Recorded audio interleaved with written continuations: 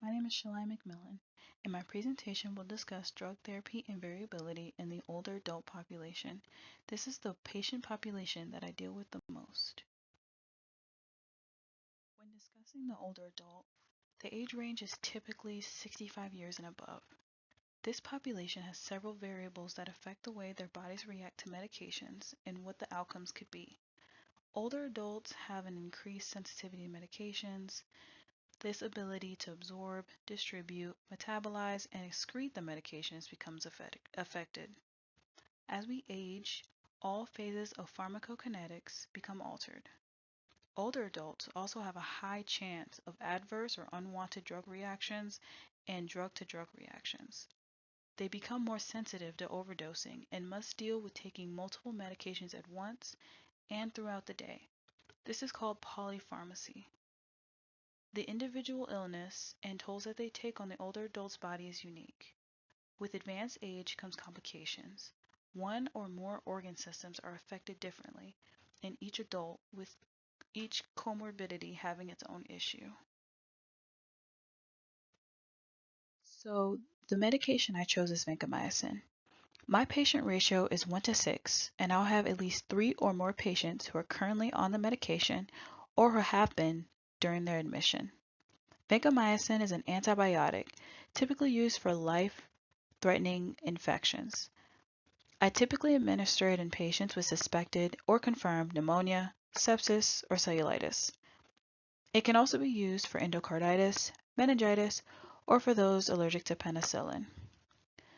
This medication interested me because a few weeks ago I had 2 patients, both relatively young, no kidney issues, and a short medical history, who were admitted into the facility for different reasons. They received doses of vancomycin along with other meds, and they both ended up needing dialysis due to an acute kidney injury. I wanted to explore how this could and does affect the older population who may already have a kidney injury. When given IV, the kidneys primarily excrete the medication rather than through feces when taken orally. The blood urea nitrogen level, serum creatinine clearance, and glomerular filtration rate all reflect kidney function and must be monitored when receiving this therapy. Trough concentrations must be drawn to ensure that the levels are not high enough to cause toxicity, especially in our older population that suffer from chronic kidney diseases and failure. So, the pharmacokinetics of a medication deal with the absorption, distribution, metabolism, and excretion of said medication. In the older adult, the rate of absorption decreases. This can be caused by delayed gastric emptying and reduced blood flow to the sphincters and their intestinal tracts. Some medications need higher gastric acidity to dissolve and may not be absorbed properly due to the decrease in production of stomach acid. The distribution of a medication, if affected due to the increase of body fat percentage, an increase in lean body mass, a decrease in total amount of water in the body, and a reduction in concentration of serum albumin. So basically, an increase in body fat percentage means lipid-soluble medications decrease in their effectiveness. For example, a patient taking corticosteroids like prednisone will not have the desired effect because there is an increase in volume where the medication is distributed. A decrease in lean body mass and water volume means that water-soluble drugs are distributed at lower volume, and the effects of the medication increase in intensity.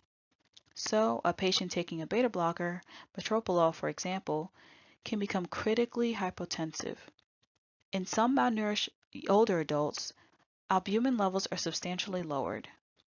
The protein binding sites for medications are decreased, and as a result, the effects of the medication increase in intensity.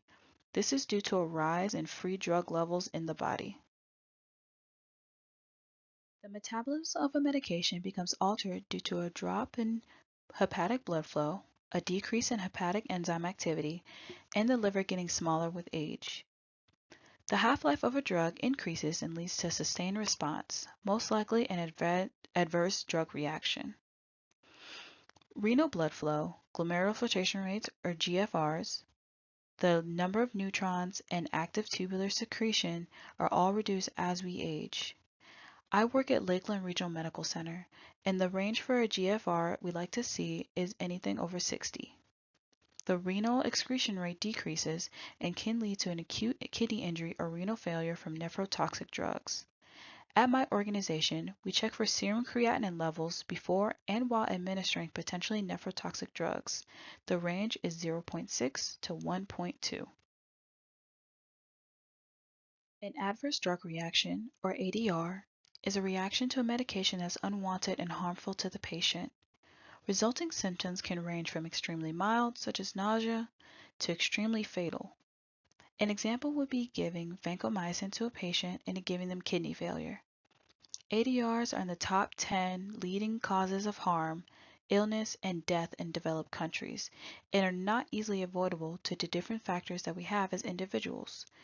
Age, race, sex, and genetics are all factors. So, it's harder to determine if an adverse drug reaction is occurring in an older adult as they often have nonspecific symptoms. They may seem to have a cognitive defect or impaired memory, but this all could be just due to their age or a chronic illness. The multiple factors that amplify the possibility of an ADR include comorbidities like a stroke or cancer that affect their pharmacodynamics and pharmacokinetics, taking multiple medications for the illnesses which lead to drug reaction, and older patients tend to not follow their prescribed regimen. I'll touch more on this in a few slides. So many patients typically take more than one medication at a time.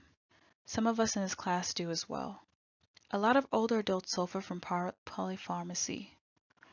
They may be taking several drugs for a single illness, like a patient taking several different medications to control their diabetes. They could also be taking several drugs for several illnesses. This diabetic patient would also have to juggle taking their insulin, taking their lisinopril for their hypertension, metoprolol to manage their heart rate, Eliquis for AFib, and so on. Not even mentioning that some of these medications have to be taken at multiple times a day, every day. This can lead to drug-to-drug reactions, especially for patients taking multiple medications several times a day and cannot properly monitor their vital signs and symptoms. For example, a patient taking a beta blocker for heart control and a medication for hypertension such as clonidine can cause the heart rate to decrease more than intended and the blood pressure to drop to dangerous levels. So sometimes when going over the medication history of a patient, they'll tell me that they aren't taking any medication anymore, or they don't want to take it, or they haven't started taking it, or they don't take it 3 times a day, but once a day, not as prescribed. Whatever the reason may be, this is called non-adherence. This is dangerous and can result in an inadequate therapeutic effect to underdosing or inconsistent dosing, causing their illness to be improperly treated. This can also lead to an overdose, though this is not as common. Non-adherence can be unintentional or intentional. Sometimes patient forgets the times that they took the medication or can't remember if they had it that day or not. They may accidentally skip a dose thinking that they took the medication or take an extra dose in case they hadn't.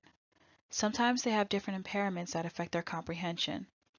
Some of my patients will be very outward with their hearing deficits and others may not. I don't know until I ask them to teach back what I just told them, and they can't tell me. My patient population in Polk County is very poor, so some of my patients can't afford their medications, or the facility that they'll be placed in can't either. For patients with more serious and complicated illnesses, the treatment plan may be too elaborate to understand. Intentional non-adherence is the patient choosing not to take the medication properly or at all. The patient may feel that the drug was not needed, or the dosage is wrong. Sometimes they just don't want to deal with the side effects. I deal with this a lot with my chronic heart failure patients and taking their Lasix properly. As the registered nurse, some ways to prevent non-adherence include assess the patient's financial situation and ability to afford the regimen. We typically reach out as social worker to help find benefits, discounts, or grants to help make medications more affordable. Sometimes it's reaching out to the provider to prescribe the generic brand rather than the brand name. That change can make a difference in the cost of some meds. Assessing the patient for any cognitive or physical impairments and teach about the medication and regimen accordingly. Larger fonts on pill bottles for the visually impaired, discussing the best dosage form for those having swallowing issues. Some of my patients are illiterate, so we use visual aids. Teach how to properly track when they are administering their medications. Pill counters, writing in the journal, etc. Anything can help keep track. And last, work with the healthcare team to ensure that the regimen is as simple as possible. There are two screening tools that can be used to reduce ADRs. The Beers list identifies medications that have a high incidence rate of causing ADRs in older adults, typically used for those 65 and older. Some medications include analgesics, antihistamines, and muscle relaxers that can cause harm or unwanted reactions. The screening tool of older persons' potentially inappropriate prescriptions, or STOP, identifies medications that could cause harm if prescribed while the finances of the patient are taken into consideration. The screening tool to alert doctors to right treatment or start is used alongside STOP to aid providers in choosing the best treatment. As registered nurses, ways to decrease the chance of ADRs include obtaining a complete medical history, including the patient's current compliance to the treatment plan. Make sure not to only ask if they're taking the med, but the last time they took it. Our EMR system has us plug in a reason for why a patient is non-compliant. Using screening tools like the Beers list or STOP criteria to assess for any potentially harmful medications. Encourage a family member to participate in medication education, especially for patients with any cognitive, physical, or memory deficits. Encourage the proper disposal of any old medications. And lastly, educate on the importance of properly taking medications and discussing any concerns with the primary care provider before stopping the medication. Emphasize the importance of this.